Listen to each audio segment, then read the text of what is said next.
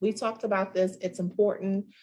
Before you begin any activities, you want to make sure that you have the information that's going to attract key decision makers to your profile and want to learn a little bit more. LinkedIn has that section of it where it says people who have viewed your profile. So that sometimes you can set up on alert, sometimes you can just go in and check it out, but those are the people who you want to kind of reach out to kind of see who's looking at your profile. You want to make sure, of course, that it's professional, search optimized, which essentially is meaning that if they go to my page and I tell them somewhere in my LinkedIn profile page to check out my website, that they can easily, so that's where we get the search optimized, find my website, either clicking the link or if they just go to Google and put it in the search box. If you put the NOSA group, my page will come up along with a couple of other companies. But if your page is hard to find, typically it's because it's not optimized. And then of course you want to make sure that your page is client focused. So a little bit different than maybe your Facebook page, you want to make sure that you're having topics connected to groups, sharing, liking things that you think your potential client would like. An example would be things that are around healthcare, the industry, things about changes in the industry, information that's maybe not as funny versus, interesting topics, shifts in the industry, any highlights as far as things coming down the pipeline regarding vaccinations, which is a big deal. So things are topics that you typically see in the news, or not so much trending, but more news related topics are the types of things that you want to include, or things that are happening in real time in your particular agency. Step number 2, you want to identify prospects. So a big part of lead generation, or what they mean by lead generation when it comes to LinkedIn, is you want to be able to get a clear grasp of your target market. So begin by thinking of some of the common titles, which you talked about many times, your market will use to describe themselves.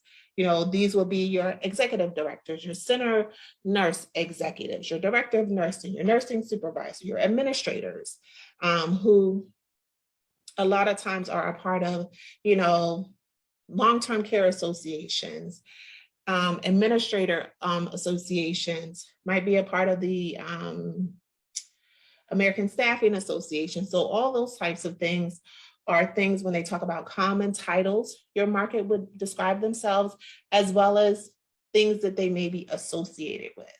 So what I do, and we'll look at one when we get there, is if there's a client that I'm interested in, when I look at their profile, if we make the connection or not, I look at the other things besides their titles that they're into. So if they're a part of the American Administrator League, that would be something that would be a key or common title or common market that's important.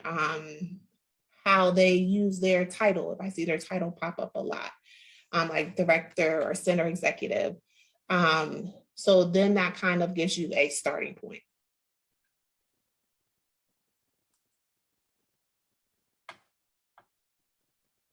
Next, of course, we just talked about making the connection. You want to definitely make the first attempt to make the connection. And when you receive a notification that someone has accepted your connection request, reach out to them and create a personalized thank you message.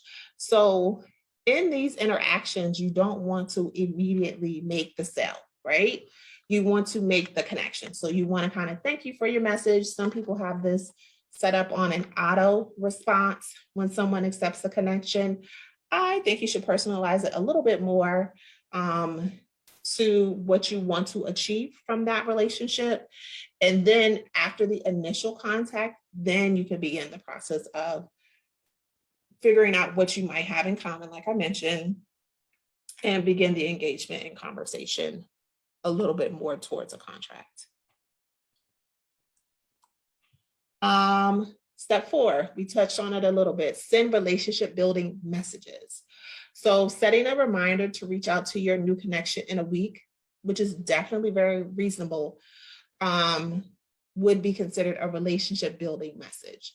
The sole purpose of it is to provide something of value to that person with no ulterior motive. So when we talked about kind of the differences between cold calls and warm calls is in B2B or business to business, you want to build a relationship. So in cold calling, you have to kind of make the sale more quickly because you don't have as much time. Whereas with LinkedIn, which is more of your warm sales, you want to build the relationship so that over time, if they're looking for services that you offer, and or the door opens that they have a question about what it is that you do, you've already established a relationship and they're comfortable with you and what your business does, and they're familiar with you, so that their yes is actually coming from a place of, oh, okay, sounds like, I'm interested in the types of things that they're doing. So tell me a little bit more.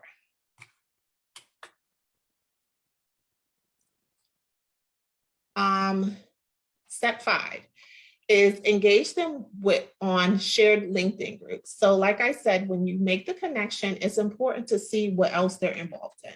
So either groups or pages or things that they follow that might be interesting. So taking a peek at the groups of your perspectives have joined is a great idea, because if they join, more than likely other people who are in their same or similar positions have joined their groups as well. And as I mentioned with Facebook, it's always a great idea to not only join other people's groups, but to create your own that's centered around a topic that services or supports your business, but it doesn't have to be staffing related. Your prospects, the things that you're a part of, start joining the most relevant ones that fit the target audience that you're looking for. So joining the groups that they're a part of, or if they're following a particular person that you might be interested in, is a great way to make other connections, as well as when you join the groups in the same way that you guys do on the NOSA group, Facebook group page, you want to engage. So you don't want to join and kind of sit back, because then nobody knows who you are. You want to engage more than just a like or heart type of engagement. You want to ask questions or respond to people's comments or questions, depending on what type of group it is.